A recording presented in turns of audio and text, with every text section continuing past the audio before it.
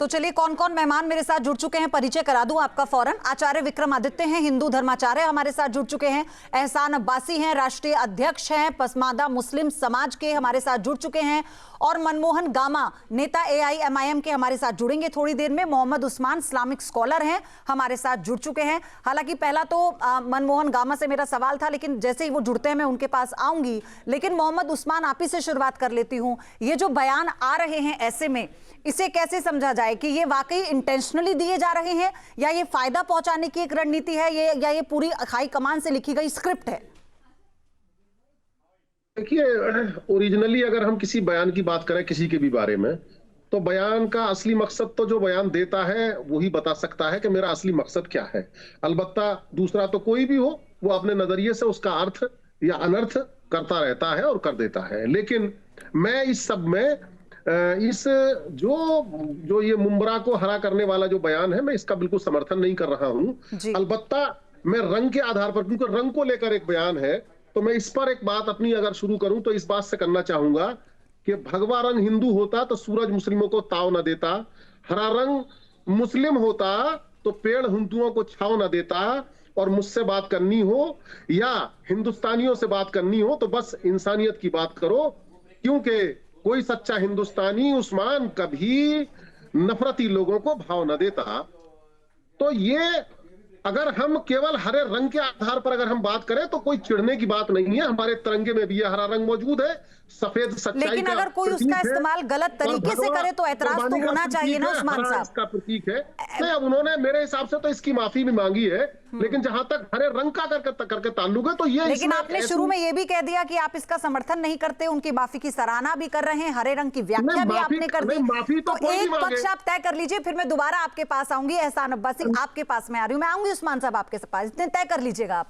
एहसान अब्बासी, लेकिन ये जो हरे रंग की ये जो धमकी दी गई, उसके बाद फिर जलील साहब भी ये कह रहे हैं, तो मुझे लगता है कि जो शहर है वो तो उन्हीं के नक्शे कदमों पर चल रही हैं, क्योंकि चुनाव जीतने के बाद उन्होंने भी भड़काऊ बयान दिया था, फिर उन्होंने माफी मांग ली थी, वो भी वही कर रही हैं। क्या कहना चाह रहे हैं लोग? बिस्मिल्लाहिर्रहमानिर्रहीम। जय हिंद, वंदे मातरम, भारत माता की जय। चूँकि हमें देखना पड़ेगा कि ओवैसी बंधु ने क्या क्या बोला है और क्या क्या बोलते आ रहे हैं। इन्होंने ये भी कहा था कि 15 मिनट के लिए पुलिस हटा लो तो हम क्या कर देंगे। इन्होंने ये भी कहा था कि हम हिजाब वाली महिला मेयर बनाएंगे। ये भी कहा था कि हम बुरके वाली महिला प्रधानमंत्री बनाएंगे। और ये फिलिस्तीनी का झंडा लेकर भी ये नारा लगाया था और झंडा के लिए घूमते हैं। तो इनकी जो पृष्ठभूमि है वो बड़ी ही घातक है। ये देश को विभाजन करने वाली एक सोच है। हर एक रंग से ऐतराज़ नहीं है। पाकिस्तान का भी झंडा हरा है। हमें देखने वाली बात है कि ये सोच पनपी कैसे, ये सोच आती कैसे। जब जब ये बयान देते हैं तब पाकिस्तान में इसको फ़ायदा होता है और पाकिस्तान इसकी हेडलाइन बनाता है। जब ये कहते हैं कि बुरके वाली हमें PM चाहिए तो पाकिस्तान में हेडलाइन बनती है कि देखो हिंदुस्तान का मुसलमान अब इस्लामिक देश बनाना चाहता है। लेकिन फायदा तो यहाँ भी हो रहा है ना, ये तो चाहते हैं ध्रुवीकरण हो, और इसलिए तो ये किया जा रहा है, इसलिए तो किया जा रहा है ना अब्बासी साहब। नहीं, ध्रुवीकरण के पीछे इनकी मंशा बड़ी खतरनाक है। इनकी जो सोच है वो सोच विभाजनकारी है, वो सोच है जिन्ना वाली सोच है। अगर नेहरू जी ने इस सोच को दफन कर दिया होता तो देश का विभाजन नहीं होता। चलिए, आज वो छोटा जिन्ना इस देश में पैदा हो रहे हैं और देश के सरकार को सोचना पड़ेगा। आप चुनाव में आओ, चुनाव जीतो, चुनाव हारो, ये आपका अधिकार हो सकता है, जनता का लीडर देगी, लेकिन हरा कर देना और फिर वो एक तरह का ऐसा बयान दे देना। इस वक्त मनमोहन गामा जुड़ चुके हैं AIMIM से। इंतजार था मनमोहन गामा साहब आपका, पानी पी चुके हैं, मुस्कुराहट आपके चेहरे पर है। लेकिन मुझे ये बता दीजिए कि पहले जलील साहब, फिर आपकी ये पार्षद आ जाती हैं, उसके बाद क्या अब ओवैसी खुद आएंगे? वो अब महाराष्ट्र के बाद ये कहेंगे कि पूरा देश हरा कर देंगे? ऐसा तो कुछ नहीं है, स्क्रिप्ट का हिस्सा तो नहीं है ना ये। देखिए, मुस्कुराने की वजह यह है कि उन फर्जी सेकुलरों के चेहरे से रंग उड़ता जा रहा है और रंग किसी की बात की बकौती नहीं है। रही बात हरा रंग की, तो जब भाजपा भगवा रंग कर सकता है, जब भगवा रंग का नारा दे सकता है, तो हमारे जीते हुए प्रत्याशी अगर उसने कह दिया कोई इतना बड़ा गुनाह तो क्या हमारे झंडे का कलर हरा है, तो मैं अपने कंधे पे भगवा तो रखने से रहा। मैं जिस पार्टी में, जिस नेता के नेतृत्व में राजनीति करता हूं और संविधान ने यह हरा रंग हमें दिया है, और हरा रंग के विरोध करने वालों से मैं पूछना चाहता हूं, क्या है आपकी हैसियत कि तिरंगा से हरा रंग हटा दो? क्या है आपकी हैसियत कि हरा रंग के बगैर तिरंगा को आप लहरा दो? अरे हरा रंग है, हरी हमारी धरती की रंगाई, कहता है यह चक्र हमारा कदम कभी ना रुकेगा, हिंद देश का प्यारा झंडा ऊंचा सदा रहेगा। क्यों इतनी नफरत करते हो भाई हरा रंग से? हरे रंग से दिक्कत नहीं है हमारे को, हमें उस सोच से दिक्कत है जब ये कहती है कि 15 मिनट की पुलिस हटा लो। हमें उस सोच से दिक्कत है कि हम हिजाब वाली महिला मेयर बनाएंगे। हमें उस सोच से दिक्कत है कि वो कहते हैं कि हमें प्रधानमंत्री बुर्के वाली चाहिए। हमें उससे दिक्कत है, हमें उससे दिक्कत है जब इस देश के मंदिर में, लोकतंत्र के मंदिर में ये कहा जाता है कि फिलिस्तीन की जय, हमें उससे दिक्कत है। हमें दिक्कत किसी रंग से नहीं है, हमें तो उस सोच से है जो जितने बड़ी सोच आपकी है। आपके जो पार्टी है वो पार्टी मुस्लिमीन है, केवल आप मुसलमान की बात करते हो, भड़काने की बात करते हो, और यही हमारे को दिक्कत है कि देश में जो सोच बनी है वो सोच जितने बड़ी सोच है। सुन लेते हैं उन्हें। अब्बासी साहब, क्या है आपकी हिम्मत कि आप बाल ठाकरे पुत्र उद्धव ठाकरे से, शिंदे से कह सके कि शिवसेना नाम हटा दो? है आपकी हैसियत, है आपकी ताकत? बाला साहब के तो आप पैर की धूल भी नहीं हो। बाला साहब ने वो कुर्बानी दिया है देश के लिए, आप तो लुटे रहे हो, आप तो लूट रहे हो, आप तो विभाजन की सोच करते हो, आप तो हिंदू मुसलमान लड़ाई की बात करते हो। जो बाला साहब ठाकरे ने योगदान दिया है महाराष्ट्र को, देश को और हिंदुत्व के लिए, आप उसकी पैर नहीं हो। ठीक है, विक्रमादित्य को भी लेकर आइए स्क्रीन पर। आचार्य विक्रमादित्य को भी लेकर आइए। आचार्य विक्रमादित्य, आप जवाब देंगे इसका? बाला साहब के योगदान को अब्बासी साहब, उन्हें भी इन्वॉल्व करना है चर्चा में।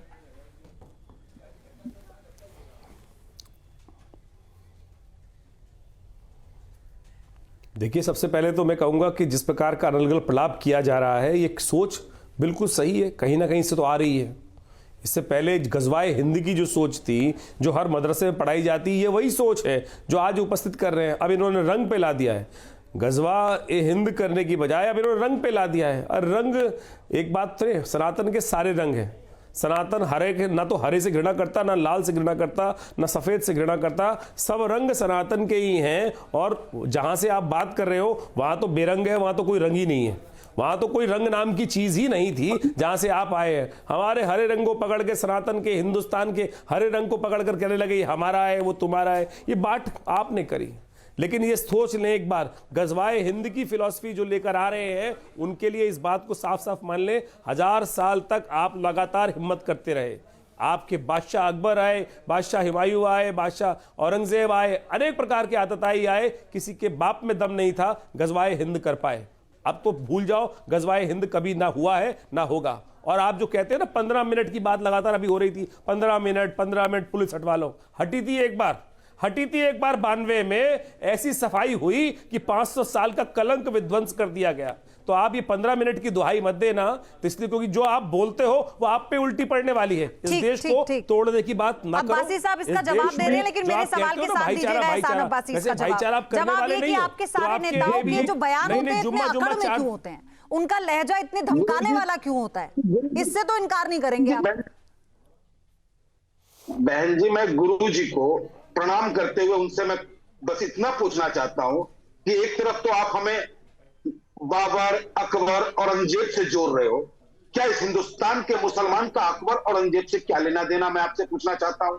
और आप खुद जोड़ते हो, जोड़ते आपको शंकराचार्य पे जो जुल्म हो रहा है, हमारे अरे इसे डीरेल मत कीजिए अब्बासी साहब, डीरेल मत कीजिए डिबेट को, मुद्दे पर रहिए, अपनी बात का जवाब दीजिए। ये तो ठीक बात है, अपना जवाब नहीं बनेगा दूसरे पे चले जाएंगे, उस पे अलग डिबेट कर लूंगी तब बात कर लीजिएगा। मुझे ये बताइए कि आखिर इसकी वजह क्या है? क्या ये एक राजनीतिक प्लानिंग है, एक प्लॉटिंग है आगे की तैयारी के लिए कि ठीक है ध्रुवीकरण करना है, खुली छूट है आपके हाईकमान से, 2 बयान से जो बोलना है बोलो। देखिए, हर राजनीतिक दल की इच्छा होती है कि वो चुनाव लड़े, हर राजनीतिक दल की इच्छा होती है कि जनता के बीच उसका पकड़ बने।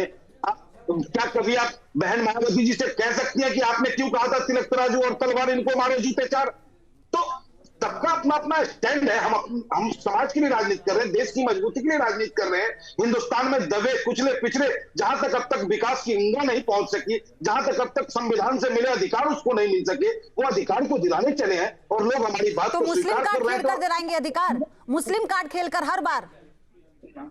उस्मानी साहब, कमजोरों की कार्ड खेलते हैं। उस्मान साहब, क्या सिर्फ मुस्लिम कार्ड खेलकर ही अधिकार मिलेगा मुसलमानों को? उनके मुद्दे की, उनके विकास की बात को लेकर कोई पॉइंटर्स नहीं है आप लोगों के पास या ऐसी राजनीतिक पार्टियों के पास? देखिए, बिल्कुल आपने सही मुद्दा उठाया है और राजनीतिक पार्टियों को इस बात पर गौर करना चाहिए। हमारा देश धर्मनिरपेक्ष देश है और यहाँ का जो संविधान है वो धर्मनिरपेक्षता पर टिका है।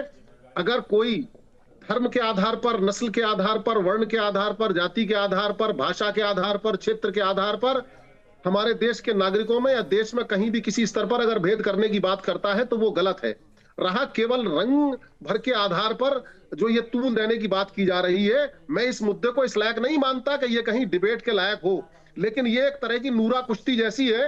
भारतीय जनता पार्टी को और सत्ता को इसका फायदा होता है, वो जानबूझकर इस तरह के मुद्दों पर डिबेट करवाने की और इस सबको करने की बात करती है। बयान तो मैं यहाँ एआईएमआईएम पर- के नेता ने दिया है ना, तो आप क्या कह रहे हैं कि वो बीजेपी को फायदा पहुंचा रहे हैं करके? मैं उस हिसाब से उस्मान एआईएम साहब, वालों से भी ये अपील नहीं, करूंगा। फिर मैं मनमोहन कि वो गामा से पूछूंगी अपने ये बात। ऐसे- मैं ये ऐसे कह रही तमाम हूँ, चीजों से उस्मान साहब, वो आप ये कह रहे केवल हैं, अपना राजनीतिक हित नहीं देखें, साहब वो सुनिए अगर ना। सचमुच अगर मुसलमानों की बात करते हैं तो मुसलमानों का हित देखने की बात तो करें। क्या फिर वो उनका वैसी मुसलमानों बीजेपी का को हित फायदा हमारे पहुंचाने देश की में कोशिश मुसलमान कर रहे नहीं हैं? है, वही तो मैंने पूछा। बल्कि भारतीय बनकर है और यहाँ की धर्मनिरपेक्षता में है, उसी की पैरवी करने में है। सुनिए मैं ना एआईएम उस्मान वालों से यही अपील साहब, करूंगा। मैंने आपकी बात सुन ली, मेरी आवाज मुझे लग रहा है पहुंच नहीं रही है आप तक, इसलिए आप धारा प्रवाह बोले जा रहे हैं। कोई दुराग्रह पर बात ना हो अच्छा जाए। ठीक है, मनमोहन गामा, लेकिन जहाँ क्या तक वाकई ऐसा है, वाकई ऐसा है जो बी टीम की बात विपक्ष करता है, यही काम कर रहे हैं क्या? यही है कि बांट दो मुस्लिम वोट? अब देखिए, मोहम्मद उस्मान साहब बुजुर्ग हैं, हमारे बड़े हैं, मैं इनका इज्जत करता हूं, लेकिन मैं इनसे इतना ही कहना चाहूंगा कि कुछ तो लोग कहेंगे, लोगों का काम है कहना, छोड़ो बेकार की बातें, बीत न जाए रहना। उस्मान साहब, आपकी उम्र निकल गई, आपने न जाने कितने मुख्यमंत्री, कितने प्रधानमंत्री बना दिए, क्या हालात आपकी कौम की है वो आप सोचे। क्या क्या क्या अपने अब तक अपने कौम को दे पाए? अरे हम तो कलम देना चाहते हैं, हम ज्ञान देना चाहते हैं, हम नेता बनाना चाहते हैं। बताइए आपके कौन से नेता ने कहा कि हमें कलम देना है, ज्ञान देना है? मनमोहन गामा, एक मिनट में आ रही हूँ उब्बासी साहब, एक मिनट, तो बताइए ना फिर। नफरत करवाना चाहते हैं। मनमोहन गामा, आप भी जवाब दीजिएगा इसका। बताइए आपके किस नेता ने सिवाय धमकी के अलावा क्या दिया? बताइए किस नेता ने मुस्लिम कार्ड के अलावा किस बात की घोषणा की थी चुनाव में? बयान सुन, मुझे बयान बताइएगा, रैली बताइएगा, वो पूरा बयान बताइएगा। सारे लोग पसंद है। मैं विक्रमादित्य जी से जरा सा मुखातिब हूँ, चाहे तो उस्मान साहब एक मिनट रुक जाइए, उस्मान साहब एक मिनट रुक जाइए, बात समझ नहीं आ रही आपकी। तो वो क्या जो तिरंगा जिन्होंने नहीं अपनाया उनकी मुखालफत करेंगे, या जिन्होंने तिरंगा जलाया उनको आतंकवादी कहेंगे?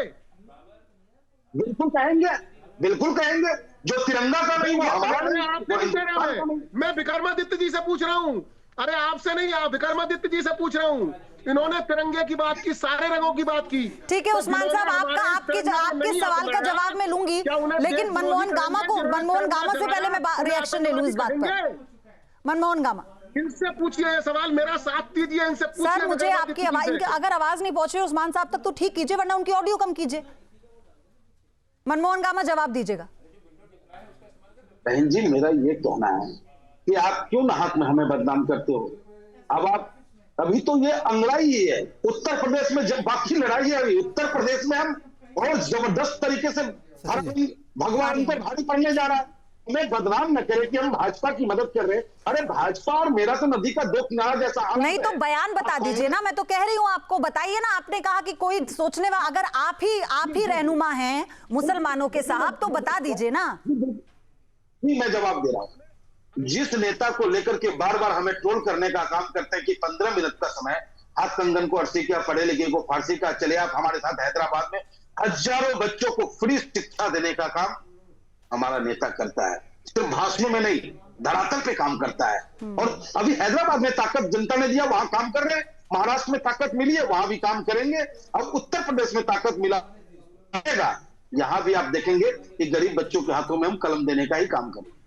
तो कलम देने की बात करते तो समझ में आता। विक्रमादित्य, आपसे इस पर, आप उस्मानी साहब, आप ही के सवाल पर ले रही हूँ रिएक्शन।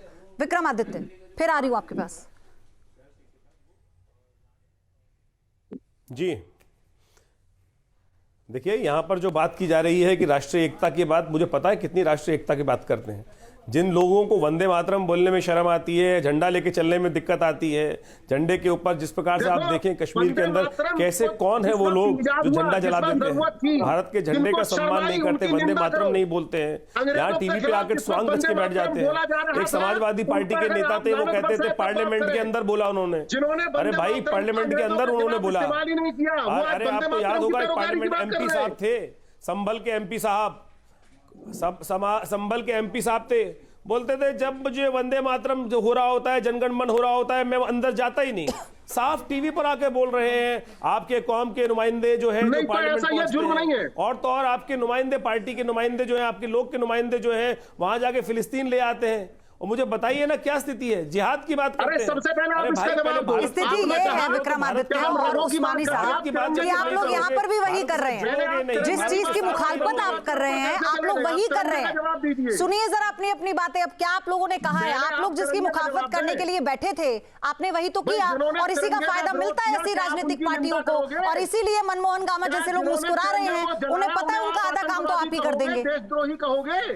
आपके मोबाइल पर तुरंत आएगी ब्रेकिंग न्यूज। स्क्रीन पर सबसे पहले दिखेगी बड़ी खबर, देश दुनिया की हर खबर एक जगह। अब आपके मोबाइल पर तुरंत फटाफट इंस्टॉल कीजिए न्यूज नेशन ऐप और रखिए खुद को अपडेट।